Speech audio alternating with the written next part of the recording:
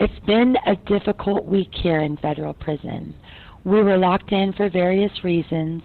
An ego was bruised, someone was stabbed, fight after fight. There's no referee here, no space to breathe.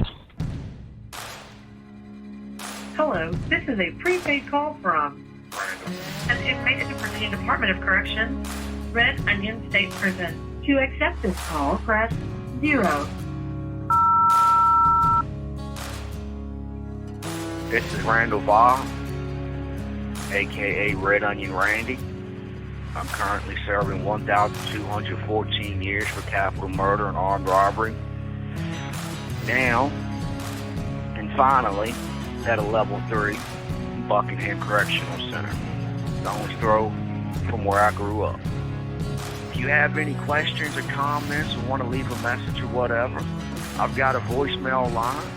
That number is 1-888-524-1932. You can also visit my website, which is new and improved and got different features and whatnot at www.redonionrandy.com. I hope you do. Let's get started with the podcast. Well, I was dating a guy who got pulled over and got arrested, and I guess at the time he got arrested by the Tarrant County, he got arrested by the local law enforcement agency, and then the feds had an ongoing case with a bigger scope of things, and he somehow got into that, and the feds picked up that case, and later on, I was buying drugs from someone, and I introduced him to them as well. And so later on, when it came out that there was a drug deal going on, and I was the one who introduced them. So I was put in the last person on the conspiracy. When my attorney first approached me, she told me that I was looking at 8 to 12 years. And then the next time I saw her, she said she was sorry, but I had been assigned to McBride, and that he was my judge. And then she said that, she just couldn't help me, that any other court, she would be able to work some things out, but that he was different, and that I'd be lucky not to get considered a career criminal and be given a life sentence. And that was our new goal. Our goal was no longer to get me home in 10 years. It was now to keep me from doing life in prison, because in a court where there are 3 options for your judge, I was given him. And she made that very clear to me. As a matter of fact, she went on to tell me that if we tried to argue the drug quantities, because the day she gave me my PSI, and literally I pretty much had a stroke. I mean, physically a stroke, because I read it and I was just like, what? You've told me something completely different. Where is all this coming from? And she was like, listen, if we argue the drug quantities in this, you're going to lose your 3 points for acceptance for responsibility. And so we're bound here. There was nothing else we could do, I mean, as far as she said. And it definitely seemed that way, because when I went back to my tank, everybody knew in a hallway of women that in 6 to a tank, the ones that had one judge, they all got a certain amount of time, pretty much. We all were there for the same exact thing with pretty similar criminal histories, with a little bit of a variance, but it was pretty much known. If you had McBride, you were going to get 20 or 30 or 40 years. No ifs, ands, or buts about it. There was no difference.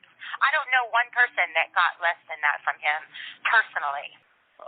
Everybody, today I have a special guest who did a little time in her youth in the Florida Women's Correctional Center, or prison system, whatever, and she also did a little Fed time.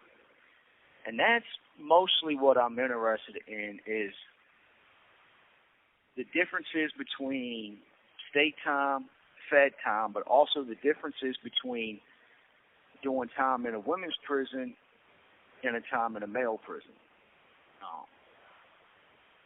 So, everybody, this is Celeste Blair. Celeste, welcome. Hi. Thank you so much, Randy. Thanks for having me on. You're welcome. We all have a story to tell, and yours is kind of interesting. So Michael filled me in a little bit that, you know, like I said just a second ago, you've done some time in your early 20s in the Florida system, and you got out, and you stayed out for quite a long time, and then wound up getting caught back up in what to me sounds like a RICO case, which is for an introduction. Basically, you introduced your boyfriend to somebody, and you spent 10 years in prison on a 30-year sentence. That's right. That's right. The only thing is that it was actually Texas that I did state time in. Oh. But my editor's fired. Yeah, either way.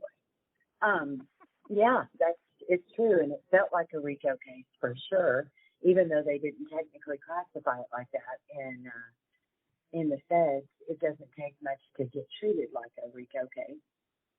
Right.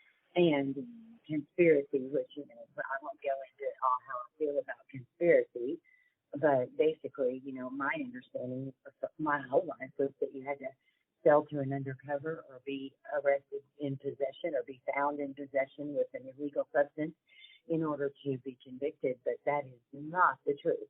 Right.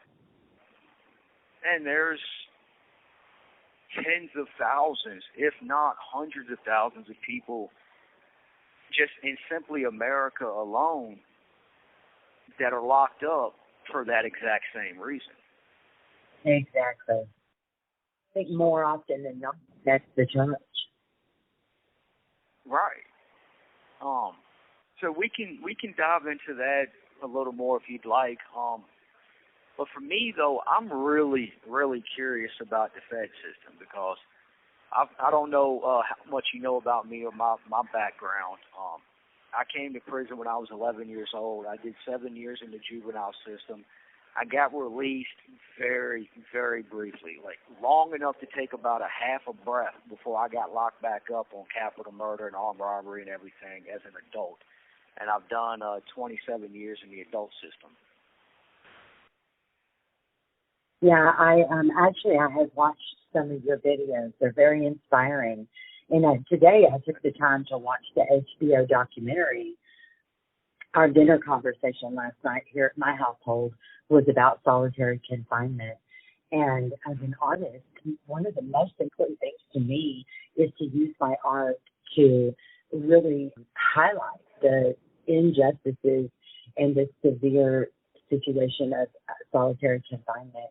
And that documentary really brought it home for everyone to see how real cruel that is. Like, I salute you for coming out of, on top emotionally and mentally. I noticed a couple of those guys weren't doing very well. And it's a difficult situation. I've spent some time in solitary, but it was nothing like what you guys have experienced. And so, my heart goes out to you for that. And I think that's made you into a strong individual, obviously. So I was curious. I have my good days. I have my bad days. I'm sorry. Yeah, and one of the things I was interested to know is, like, well, how did you keep your balance and keep your sanity all those years? As trite as the answer is nowadays, God, simple. It's just as simple as that. God has a purpose for my life, and He safeguarded me. He did it in a different way than he does it, with normal people, because there's nothing normal about me. I did not grow up in a normal environment.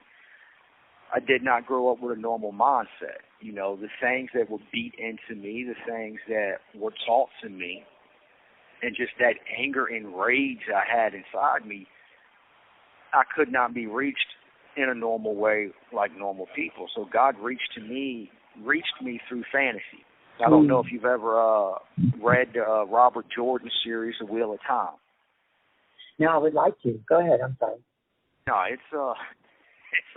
if you find time on the street to read that series, you're a saint, woman, because it's 14 books, and I think the shortest one is like 880 pages or something. Usually they're like 1,100, 1,200. Wow. Yeah. and I've read that series multiple times, which is easy to do in solitary. Of course.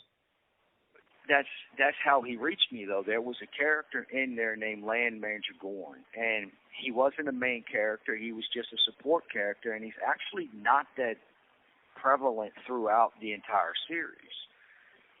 But the way he was written, he touched something inside of me. And one day I was sitting in solitary, and I was just daydreaming and wishing I was like Land, and I just, like a voice just come up out of my gut, and it just said, the only difference between you and Land Manager Gorn are the choices that you make. And wow. From that moment on, everything in my life changed, because God was able to use a fantasy character that was a side character, and everything now is because of that one moment. Wow, that's awesome. Very It's cool. pretty incredible. So that actually, since we're talking about solitary, what's the solitary like in the Fed system? You know, how much time do you normally do? And, you know, what's it like? What do you get in solitary? Well, okay, so that's a really good question. So in the Fed, they have, in the men's USP, they have a different level of solitary that I've never experienced. Mm-hmm. And in the female Fed, and I imagine that there's a maximum security for females that I have no experience with. But so I can only speak for a lower security. And what they do is they put you in a cell with another person. And so I think that eases some of the pain. Like I noticed where you were talking about how you were talking through the vent to kind of, have some kind of fraternity and contact. But in the Fed, if you go to what they call it, the special housing unit, and the average time in the special housing unit is significantly less than over there at Randall. It could be like up to a year, but it's generally 4 to 6 months at the most. On average, it's like 30 days to 90 days.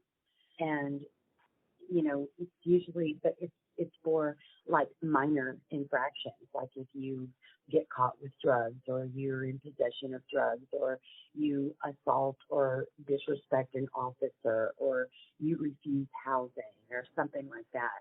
And so while you're there, you can purchase, just recently they made it at FBI Hospital, where you could purchase a little bit of some snacks on commissary and a couple of items of hygiene. And so it's way better. Yeah, and so female prison, I think, especially the thing about the Feds is what I noticed, being able to compare it to my time in state prison, is that the Feds have a little more protection over them. That's what it kind of seems like. In Texas, they treated us like dogs. We worked like dogs in the field. When they locked us up, we got locked up big time, and I did, nothing compared to what you've done, but I've done a year of solitary because I'm in Texas. So I kind of have a little bit, that's why I'm so impressed by your mentality. And right now I get it, that it was all very spiritual, but I think that was probably the hardest year of my life, now that I think about it, But in the federal prison, those women, they're kind of entitled, Randy. And one of the things that I'm going to bring up is that, as Americans in federal prison, especially the females, they think that they deserve a lot. And I'm not saying they don't deserve anything. I'm saying that their point of gratitude is harder to pin down. And oftentimes I would tell them, there's people in this world there's mommies in this world that their daughters are dying in their arms and they don't have water, and so here you are complaining that the salad isn't fresh, or, that the chow hall doesn't have what you want today, and I think that any time on this earth gratitude is the strongest emotion that we can tap into for power, you know, and what do you think about all that? Yeah, it's absolutely. Me and Michael, you see, right now the Virginia prison system is undergoing renovations. So they've created something called a Virginia model, and so they're actually creating, and I'm in one right now, simply because I've been charge-free for 19 and a half years, and it was based off of one of my earlier podcasts and my ideas for incentives and so on and so forth. All right. So, well, they damn sure didn't give me credit for it, and as a matter of fact, they started this program over a year ago with Lawrenceville Correctional Center, and I was actually denied originally, and then I got transferred here on a regular transfer, and then they turned this prison into an incentive prison while I was here, and because I'm 19 and a half years charge-free, and they're going to open up 3 more before the year is over with, for a total of 7. They basically had no choice but to kind of leave me here just to fill bed space. So, you know. So, but you're done with solitary confinement for the time being. How long have you been out of solitary? I got released from solitary, from actual long-term solitary, November 19th, 2019. And then I did 30 more days in the hole, basically in the pod I was in, because it was a SAM pod, a Shared Allied Management pod. But they didn't run that pod like, you know, the SAM pod was supposed to be run, with groups and exercises and community and stuff like that. It was just basically a 23-in-1 pod. So even before I could start coming out for 1 hour a day, I had to do an additional 30 days. So technically speaking, it's December 19th, 2019, when I was able to actually walk out of my cell with other inmates in no shackles and handcuffs and guns pointed at me. Wow. So Can I ask you a question? Yeah, well, I heard you talking a lot about, you know, your childhood and stuff like that, and you know, it was so compelling. Like I've dealt with so many women who grew up, I mentored many women who grew up in such extreme abusive households, and I just, you know, I can't help but wonder, like, was there any connection in your life that where you felt love as a child? I had brief moments. I'm not sure if I talk about it on the documentary, because I've never seen it. They were supposed to play it, but after it came out, they shut that down quick, fast, and in a hurry. So I'm not sure if what made the cut or not. I know I talk about this on the podcast, though. There were a few moments. It was very rare, but usually whenever my dad would take me to go to work with him, if he had to stop by the store, you know, for gas or cigarettes or, you know, 6-pack of beer, whatever the case may be for himself, he would get me a little, I believe it was a 12-ounce glass Dr. Pepper and a Three Musketeers bar. And I didn't have to share it with my brothers or anything. If it was just me and him, I got that all to myself. So, like, that little moment right there, you know, is where I felt loved. I felt like, you know, my dad saw me. I felt like, you know, he cared a little bit. Yeah. You know, what I really got out of what I learned about you is that, like, if I were you, I would have kind of felt like the community let me down, you know, because you were just a kid, you know, and I feel like that's something we need to pay more attention to in America is, you know, the attention we give children who are in a bad spot and how we handle them when they act out in the way they learned to act, you know, and I think that's so incredibly important. Well, yeah, absolutely.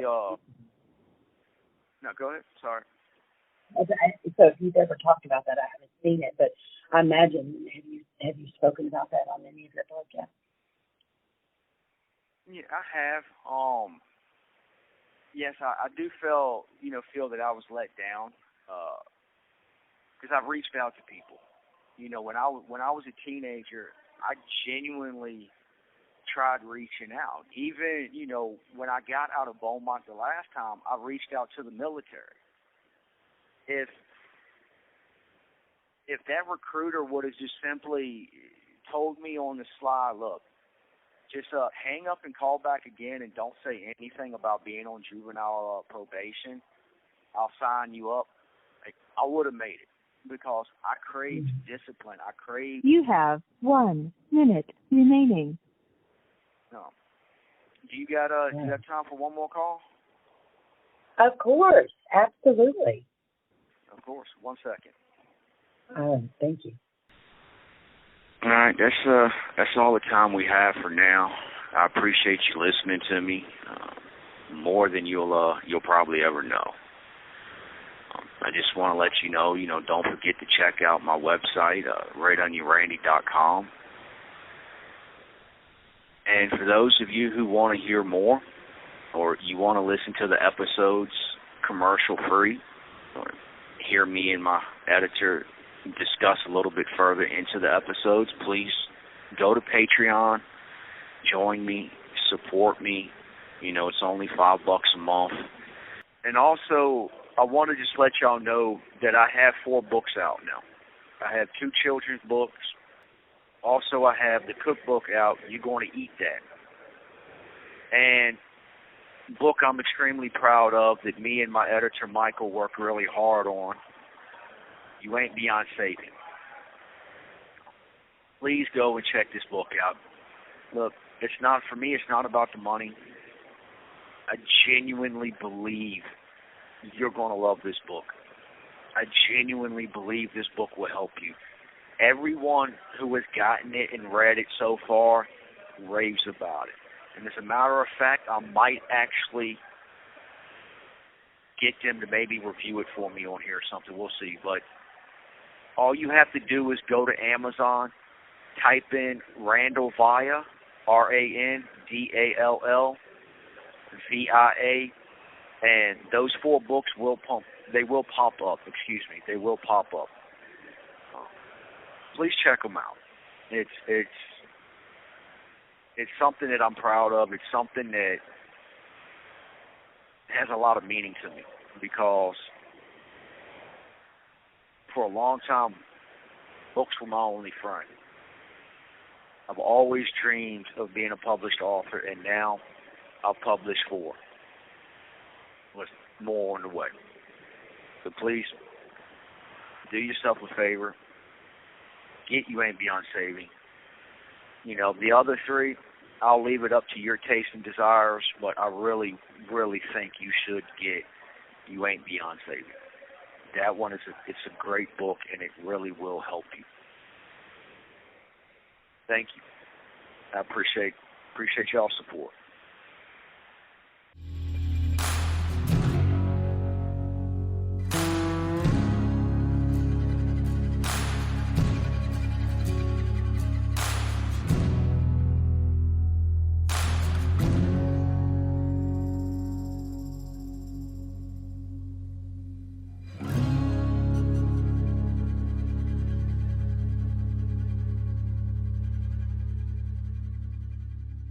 Thank you for using GTL.